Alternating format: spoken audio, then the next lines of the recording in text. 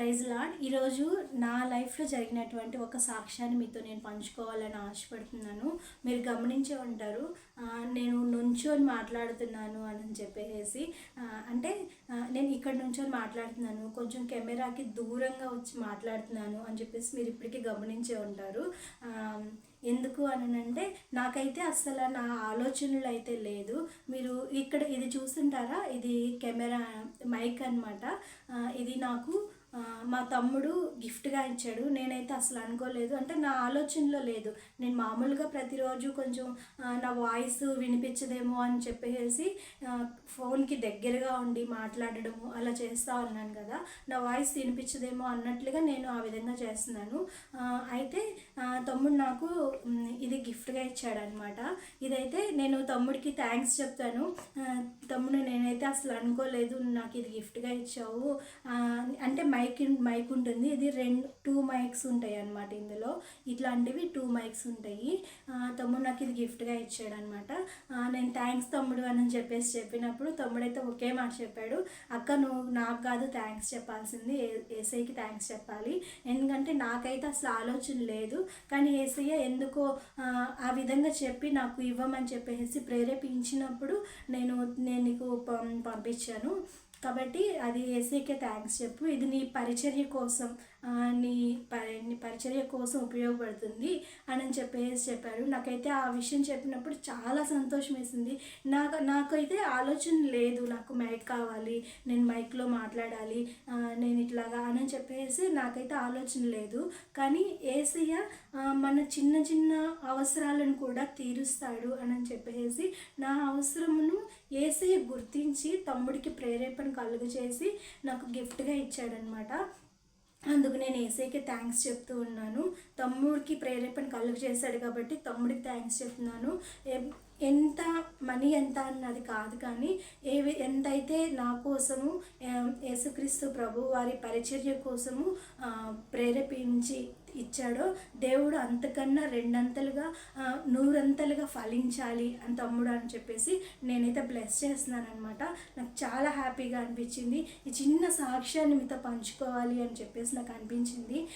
మనము అడగకపోయినా మన అవసరాలను తీర్చే దేవుడు మనకు ఉన్నాడు.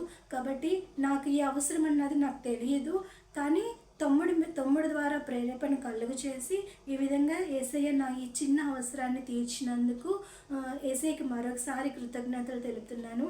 నేనైతే ఈ మధ్య అంతా నేనైతే ప్రేయర్ చేసుకుంటా, లేకపోతే దేవుడిని ప్రతి నిమిషం స్తుతిస్తూ నాకు నోటి ద్వారా నేను స్తుతిస్తూనే ఉన్నానన్నమాట.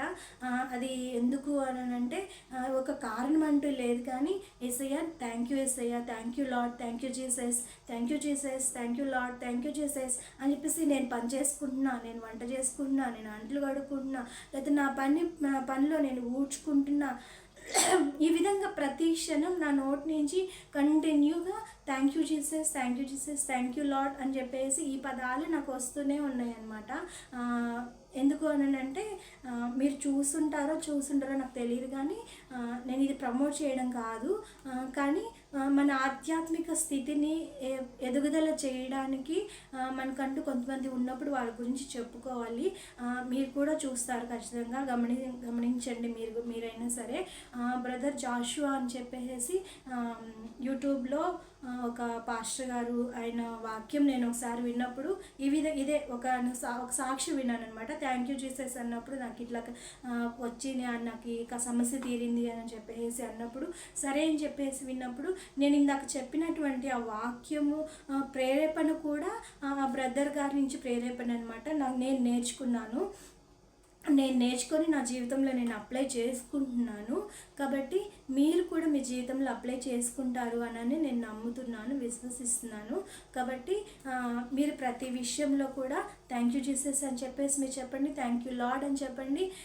అది మీకు ఖచ్చితంగా ఏ సమస్య అయినా సరే మీ జీవితంలో ఖచ్చితంగా జరుగుతుంది.